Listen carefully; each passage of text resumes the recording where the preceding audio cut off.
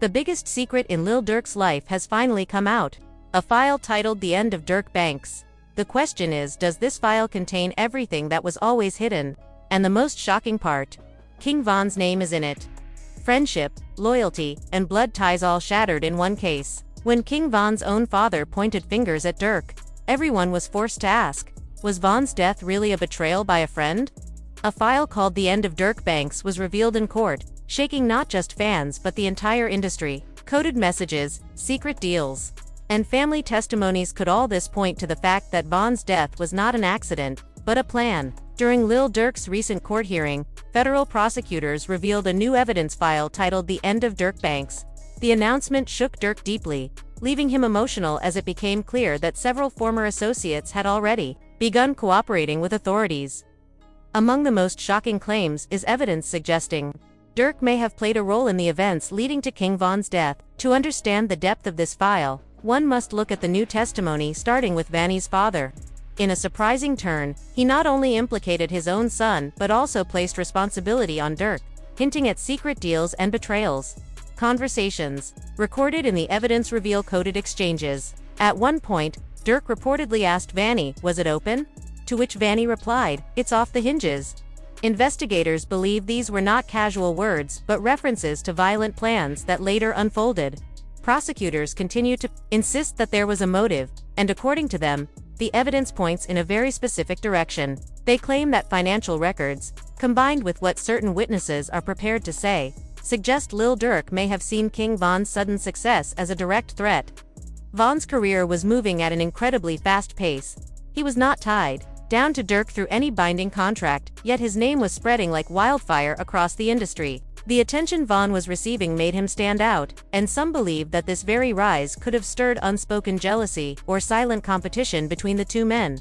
When you look closer, the picture becomes more complicated. Interviews reveal that Von's own father spoke publicly about the issue, directly pointing toward Durk. He argued that Durk had strong personal reasons to want Von out of the picture. He reminded people that both men were co-defendants in a serious legal battle, one that had the potential to reshape both of their lives and careers. But then, something strange happened. After Von's untimely death, that same legal case, which once loomed heavily over them both, suddenly ended. Instead of dragging on, as many expected, it quietly wrapped up behind closed doors, through what was described as a private settlement. This left many with lingering questions. How could such a high-profile case disappear so quickly? For Von's family, friends, and fans, the timing seemed almost too convenient. The whispers began. Had Durk managed to make some kind of arrangement with federal agents? Some suspected that in order to protect his own freedom and career, Durk might have shifted the weight of responsibility onto Von, who was no longer alive to defend himself. That theory, as dark as it sounds, has been repeated often in conversations surrounding the case. From the outside, it is easy to see why people would begin to wonder. The music industry has always been a place filled with power struggles, ego clashes, and the harsh reality of survival. Rising stars often change the balance of power in unpredictable ways. For someone like Durk, who had worked for years to cement his name, the rapid acceleration of Von's career could have felt like pressure on his own spot in the industry. Even though they were close, history shows that friendships and alliances in entertainment can easily get tangled when money, fame, and legal trouble come into play. Von's father added fuel to the speculation by insisting that the outcome of the case was not a coincidence. In his view, it was more than just legal strategy. It was a move that cleared Durk while leaving Von to carry the weight of suspicion. When those words reached the public, they stirred a storm of debate. On one side, people argued that there was no concrete proof to back up such claims. On the other, critics pointed out that the pattern of events from Von's quick rise to his tragic passing to the sudden disappearance of the legal case looked too neatly connected to ignore. For many fans, the story is not just about the music or the court cases. It is about loyalty, betrayal, and the dangerous reality of mixing friendship with business. The close bond between Durk and Von had once been celebrated as a powerful brotherhood in rap. Seeing that relationship now surrounded by accusations and suspicion leaves a bitter taste. It forces people to ask whether trust can truly exist when fame and money are involved, or whether ambition always comes with hidden costs. Prosecutors know how much weight public perception carries. By presenting their theory, they tap into emotions and questions already alive in the community. The idea that Von's death could have been more than just a tragedy, but also a calculated move tied to legal survival, paints a chilling image. Whether true or not, it keeps the spotlight on Durk, forcing him to carry a shadow of doubt everywhere he goes. At the end of the day, no one outside of the inner circle can say with certainty what really happened or why. But the narrative built from financial records, witness possibilities, family testimony, and the suspicious legal ending has left the public with endless speculation. King Von's legacy continues to shine through his music. But the cloud of mystery around his death and the role of those closest to him ensures that the questions will not fade anytime soon. Social media played a major role in spreading these suspicions. Many fans began noticing what they believed was a strange habit from Durk. They pointed out that whenever someone close to him lost their life, he would quickly go live on Instagram. To some, this was just his way of addressing grief or staying connected to his supporters during dark times. But to others, it looked like something more calculated, almost as if he wanted to create a public timeline that proved he was elsewhere and could not have been involved. Whether it was intentional or not, this pattern became so frequent that people started linking it to his name. Reports even suggested that federal investigators took note of this behavior, considering it as possible evidence when looking into his activities. But the story did not end with Durk. Later on, shocking revelations about Vonni surfaced, changing the way many people saw him. Leaked text messages suggested that he, too, was working with the authorities in hopes of saving himself. These messages showed him discussing a plea deal, where he was willing to trade full cooperation in exchange for a lighter sentence. Instead of facing the possibility of life in prison, Vonni was reportedly aiming for 5 to 7 years. The content of those leaked texts painted a clear picture. Vonni admitted to his own involvement in serious crimes, and went further by detailing exactly how he was helping investigators. This disclosure shook fans and critics alike, because it clashed with the tough image he had built publicly. On the streets, loyalty and silence are valued above everything. But these messages revealed another side of him, a man desperate to avoid spending his life behind bars. For many who followed the case, this revelation created a difficult question. If Vonni himself was cooperating with the authorities, how much of what people assumed about Durk's role was really true? Some began to wonder if both of them had been playing the same game, just on different levels.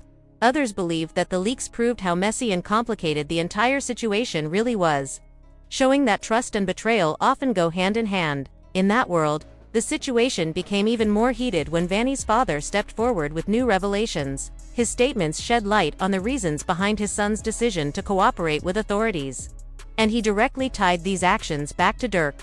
In street culture, there are few things considered worse than being labeled a snitch, and Vanni's choice to testify carried deep consequences.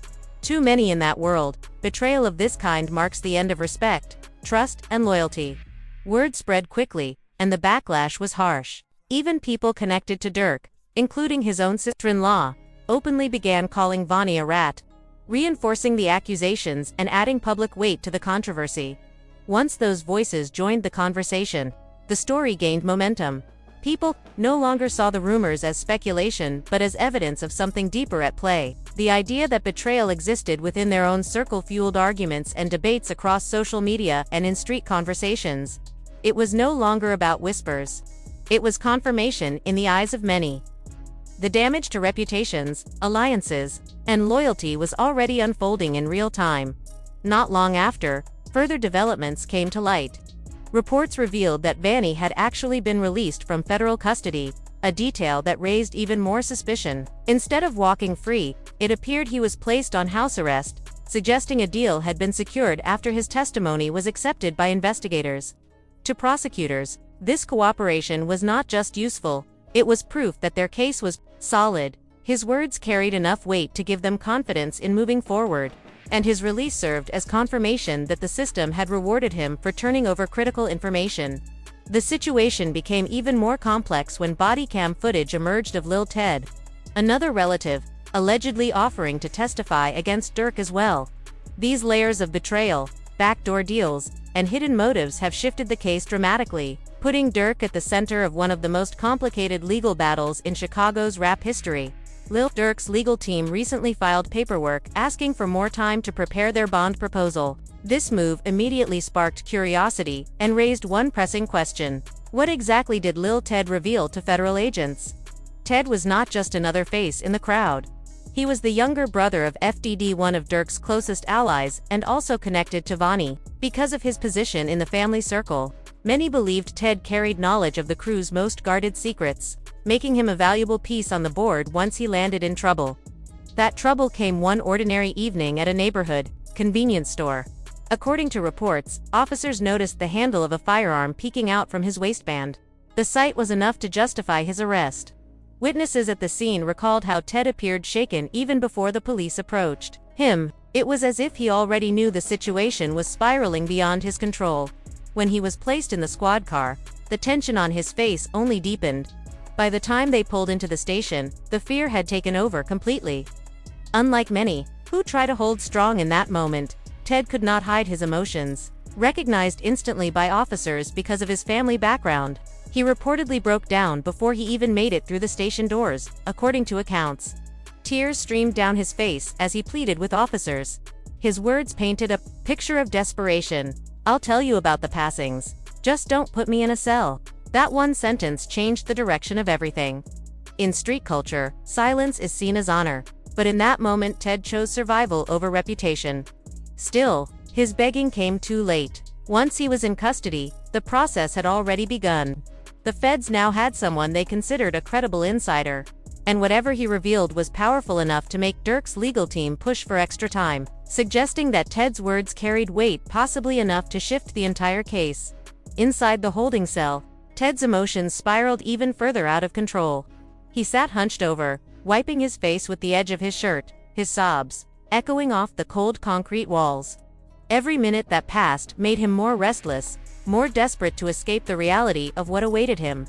Investigators noticed how quickly his fear was pushing him to a breaking point. He was not concerned about the weight of the law, or even the reputation he might lose in the streets.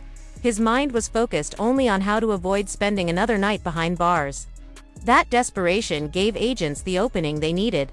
When questioned, Ted leaned into the only bargaining chip he believed could buy him freedom: information. He spoke in broken sentences, rambling about crimes, disputes, and shootings that he claimed to have witnessed.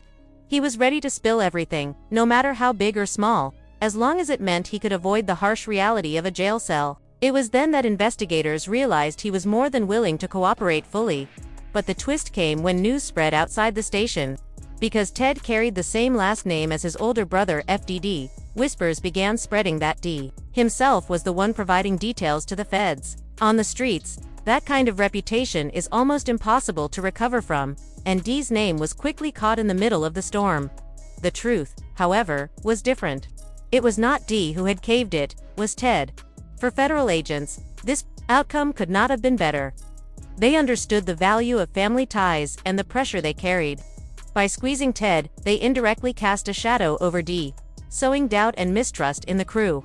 That was the exact leverage law enforcement wanted all along. While Ted was trying to save himself, Durk's situation was only getting worse. News broke that he had been involved in an altercation inside jail, sparking concern among his supporters. Rapper Lil Baby quickly tweeted, "I don't care about nothing else other than Durk right now. Free the bro." The streets soon connected this incident to the death of Durk's longtime associate, Glee, who had just been killed in Chicago.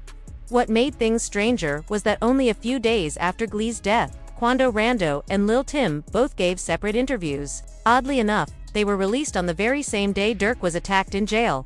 Both men repeated the same message, that things could have been handled differently. Lil Tim claimed he only acted out of protection and expressed regret over the loss of King Von. He insisted he meant no disrespect to Von's family, and called himself a humble person who never intended to chase clout. Quando Rando echoed that tone, saying he wished the situation had ended in music instead of violence, pointing out that a song could have earned millions rather than sparking endless bloodshed. The timing made many suspicious. Just like Durk often uses Instagram Live as a real-time alibi, fans wondered if these interviews served the same purpose for his rivals.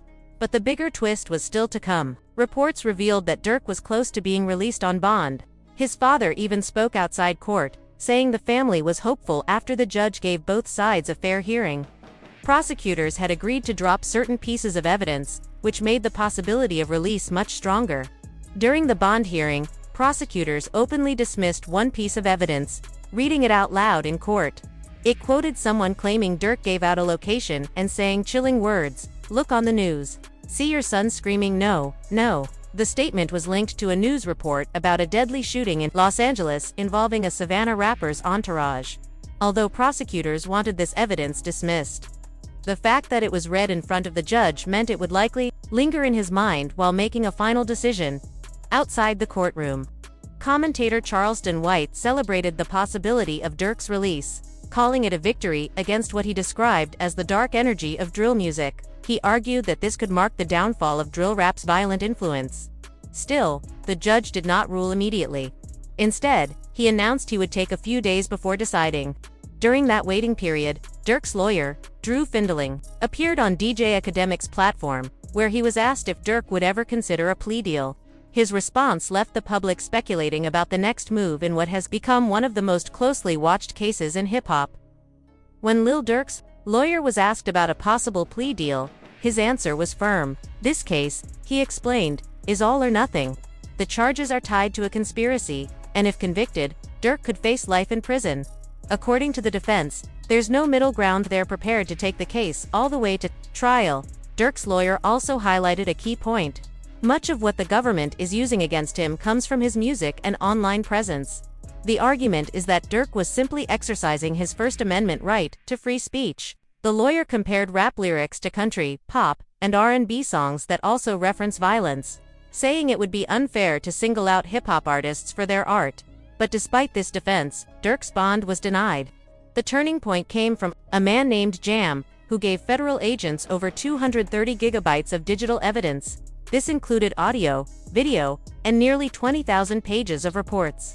Investigators believe Jam secretly wore a wire around Durk and his crew for more than a year. According to court updates, prosecutors think Durk ordered hits on 3 different people: Steph and Matt, who was connected to the death of Durk's brother, D-Thing, Jam's own girlfriend, who was killed after Durk allegedly discovered Jam was cooperating. Another associate, tied to the ongoing investigation. Clips from Durk's Instagram Live even showed him staring at Jam, suspiciously, tugging on his jacket, and whispering. Viewers later claimed this was the moment Durk realized Jam was wired. In fact, Durk admitted in private that he had long suspected Jam would betray him. He said he could sense from conversations when someone was secretly working with the authorities. Once he knew Jam was compromised, Durk moved his family to a hidden location and stopped letting even close friends visit his home. "Not even my best friend has been in my house," Durk said. "I don't allow anyone around my kids. I watch everyone closely. If someone gets too close, I know what to do. I don't play about that." Ironically, Jam was the same man Durk once gave $50,000 to on Instagram Live. In that same video, others can be seen in the background faces the feds later recognized. Investigators pieced together that these men were the same ones seen jewelry shopping with King Von, and later, the same ones who traveled to Los Angeles when Lil Pab was killed. This discovery tied Durk's circle not only to multiple crimes but also to a consistent pattern of moving together during major incidents. To the feds, this strengthened their theory that Durk was at the center of the conspiracy. Now, with Jam's wire recordings, digital evidence, and insider cooperation, prosecutors believe they have what they need to lock Durk away.